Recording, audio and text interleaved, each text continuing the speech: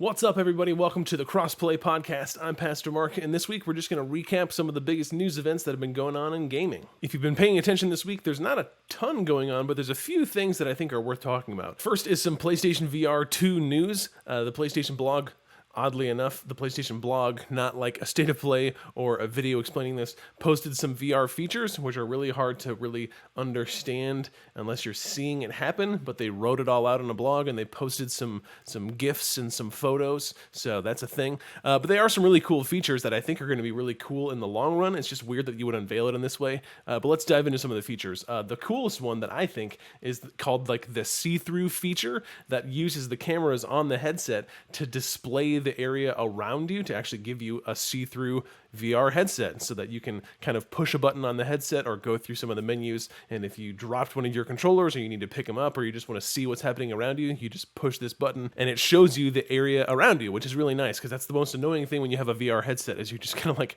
bump into things. If you set your controllers down on the entertainment center or on the table or the couch or whatever, you're just kind of like feeling around blindly. So it'll be nice that you can actually push this button, see what's going on around you, see if there's a robber in your house, see if someone's trying to scare you. That was always the rule in our house with VR, is that no one is allowed to scare you. VR can be scary enough and no one needs to add to that. So the see-through feature I think will be really nice. One of the other cool features in the headset is that it allows you to kind of set up a custom play area. So if you say, you know, I don't want to be outside of this zone, you can just kind of set up a custom zone, and if you start to approach that, it'll show you that barrier in the game or in the experience that you're doing, so you can stay within kind of a set square that you set up yourself, which is really nice because PlayStation VR does not have that. Still no pricing, still no release date yet, so the rumor is that this will be early 2023. I'm really curious on what they're going to do with pricing because they announced this and then just days later, the Meta Quest 2 announced that they're raising the price on their headset by $100 in August. So now I'm really curious what PlayStation's going to do. You know, the kind of general thinking was that PSVR 2 would be more expensive than the Meta Quest, and it always will be because you have to buy the PlayStation 5 in order for the PSVR 2 to work. It's not its own independent headset like the Quest. But now, for gamers that have a PlayStation 5, are you going to buy a Quest 2 for now $399 or $499? Or are you just going to buy a PlayStation VR 2 headset? And for me, now I'm definitely leaning towards PSVR 2 because I already invested in the PS5. And now, if I get this headset that's going to be better in the long run, and that's what people are saying in terms of specs, that it will work better than the Quest, I might just wait and get a PSVR 2. Now, you lose the convenience that the Quest 2 has, that you can bring it anywhere. It's so easily accessible, but now that there's a price hike, it's less accessible, and I think that's going to matter to gamers. So I'm very curious how that will shake out in the long run, but we just have to wait for more details. And I'm just so confused, if we're circling back to PlayStation's PR, I'm so confused as to, in their wheelhouse of IP and products, what gets the kind of the luxury treatment of what gets this big luxurious announcement and videos and dev interviews and all this stuff versus what just kind of gets relegated to the blog. Like, it's so weird to me that God of War was just kind of like shoved out on Twitter, like the release date for Ragnarok. They got like a blog and a little trailer, and then PSVR 2, they have these really cool features and they're like, we'll just write a blog about it. It's like, you could make a video. This could be such a cool thing. Whatever. They're probably just raking in cash right now, and they can't sell any more PS5s than what they're already producing, so they're probably just like, whatever, just write a blog. It's easier. It saves time, saves money. Who cares?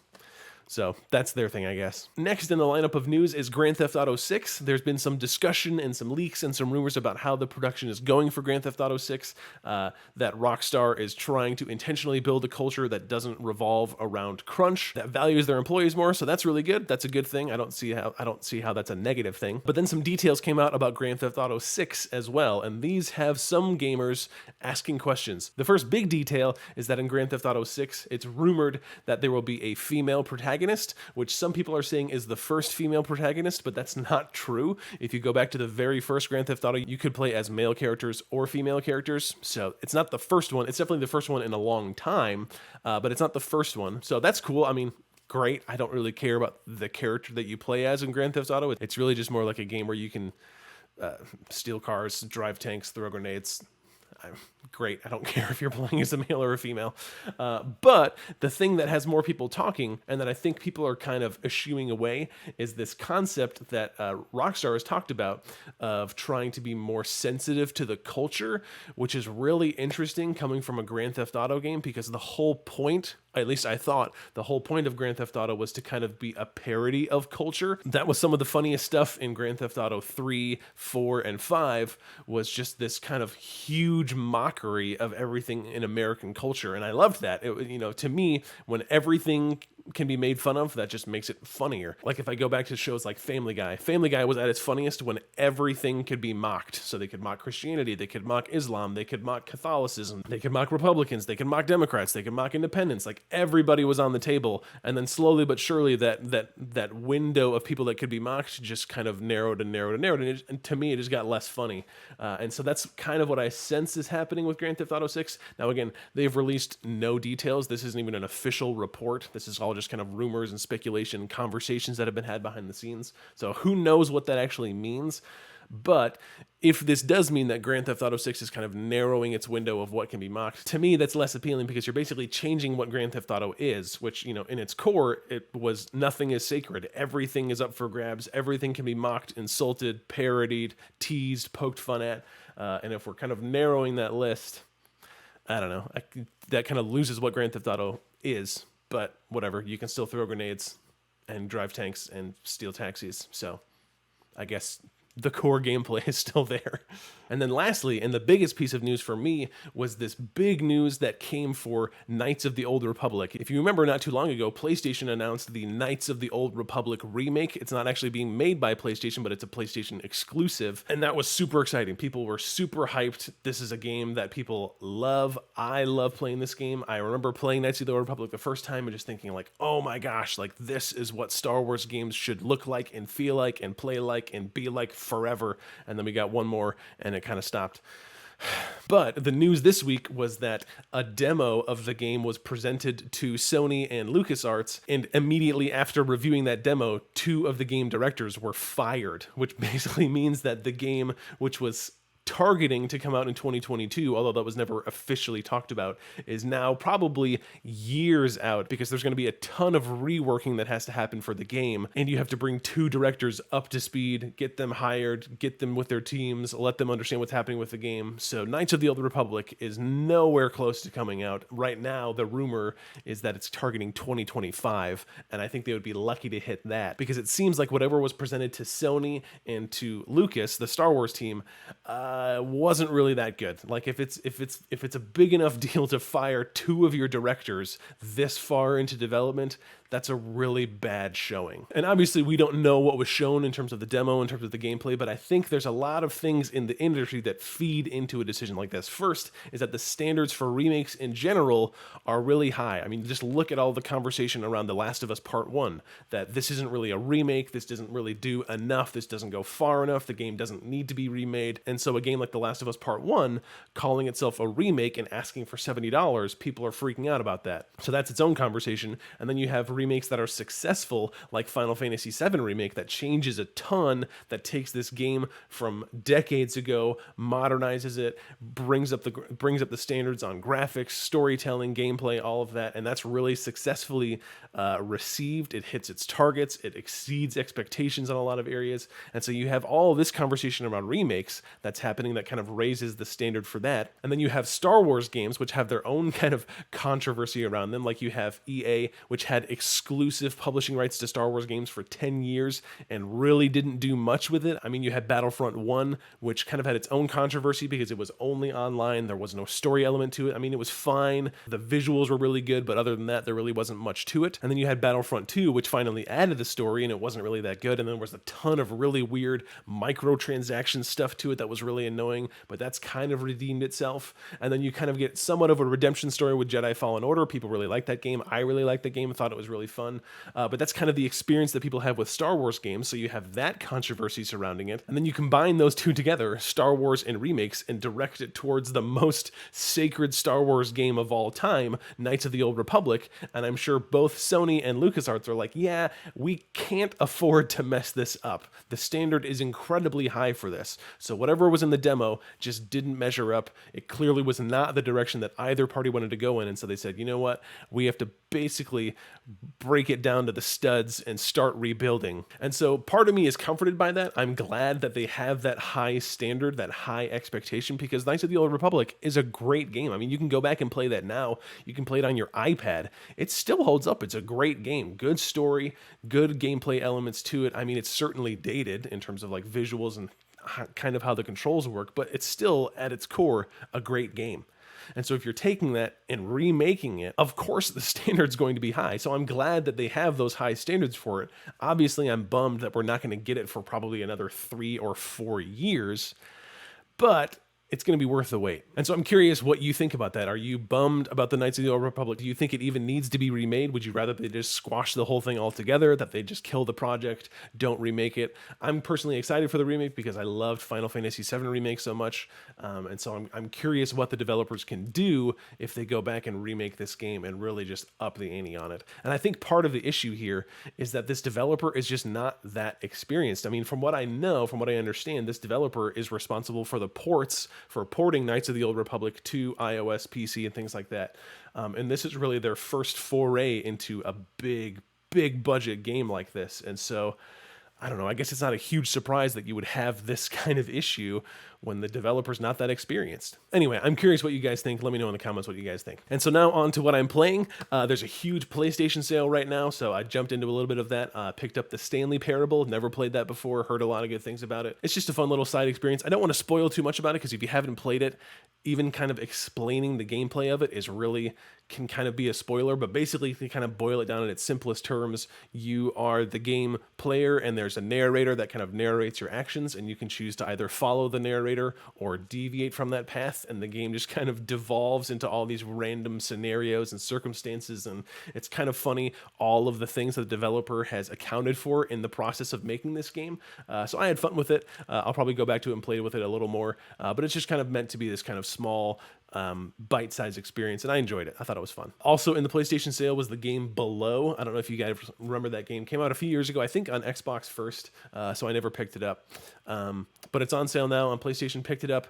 Definitely not for me. Very obtuse, not a lot of explanation. It's meant to be this very bare bones in terms of explanation experience for you. So you're this character that you get shipwrecked or stranded on an island, and you kind of just explore the island, and you go below. You go down into cave systems and dungeons and all these random things, and it's meant to be difficult, and it is. But for me, it got very repetitive. The combat is very, very repetitive. There's not a lot of nuance or creativity or difference in that, which is fine. That works for some games. I mean, I just played through Legend of Zelda Oracle of Seasons, and the combat in that is obviously very repetitive, but something about this just kind of lost its luster after like the 50th enemy that I killed that was exactly the same. The combat scenario was exactly the same. I don't know, it just kind of lost interest for me. And I just don't do well with games that don't explain at least a little bit of what's happening. I mean, I don't really enjoy games where you're just kind of thrown into something and the game will never tell you what's happening until you beat the game. Like, I don't know. I struggle with that. I struggle to get hooked on that. So I don't know. It's super cheap right now. So if you want to check it out, you're more than welcome to. I didn't really enjoy it. Not really for me, but kudos to you if you enjoy it. And then lastly, I started to go back through God of War 2018. After the announcement of the God of War Ragnarok release date, I thought, you know, I haven't played God of War since it first came out. I should probably go back and refresh myself on what the story is, the gameplay elements, and things like that. So I started that back up. It did New Game Plus because I never played through New Game Plus. And man, this game is so good. The story is still so good. There's so many elements of the story that I forgot because I haven't played it since 2018. And gosh, it's so good to dive back in, see what's happening, hear this story retold, see an actual character arc with Kratos, because I think I've said it before, the first God of War games, Kratos is so annoying. I just can't stand Kratos. The games are fun. Kratos is not. So to actually go through the story and have Kratos feel and emote and explain things and change as a character and grow as a character and interact with Atreus, boy, and I don't know, that's just so cool. It's so good to go back through the story, and man, the gameplay is just so good. There's nothing like that feeling of the axe coming back into your hand, that feels so satisfying. So I'm really enjoying going back through God of War, hoping to kind of prime myself for God of War Ragnarok in November when that comes out. But yeah, that's what I'm playing right now. There's really not a whole lot new until later in August. I think Saints Row comes out towards the end of August. I don't know if I'm going to pick that up. There's previews about Saints Row that came out this week that it looks fine. It looks like a Saints Row game, and I never really clicked with Saints Row.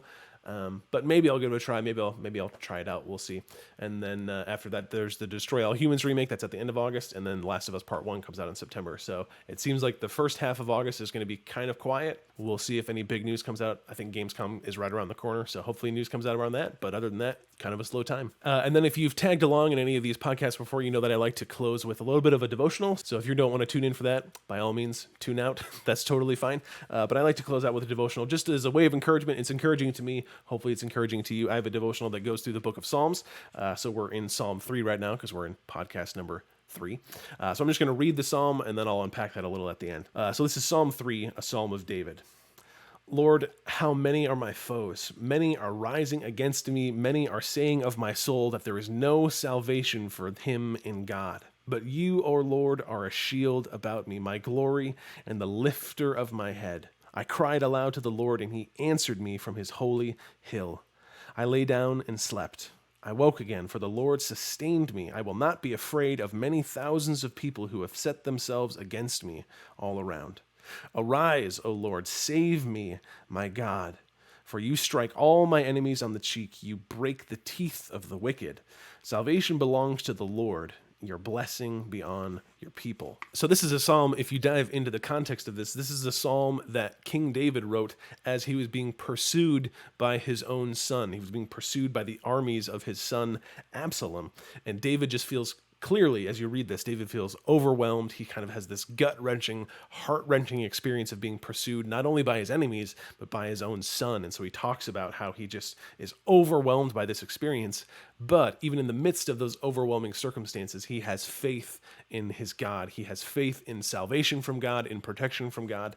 And so I think the takeaway from us is that whatever threatens to overwhelm us about our day, with our lives, with our circumstances, whatever it might be, that we can take faith, that we can have faith, that we have a God that cares for us, that shields us, and that uses these overwhelming circumstances to draw us closer into faith and into relationship with him. So hopefully that's encouraging for you. I know that's encouraging for me because it's so easy to get overwhelmed and just see what's going on in the world and what's going on in my life and all these circumstances, to just lose sight of who God is. And obviously we don't want to do that. We want to have faith in a good and caring and merciful God. As with every video, I want you to know that I'm praying for you. I've prayed for you as I've made this video. And if you do have specific prayer requests, please leave them in the comments, or you can DM me on Twitter and I will pray for you specifically. So thanks for tuning in. Remember that God loves you. I'm praying for you, and I'll see you in the next video.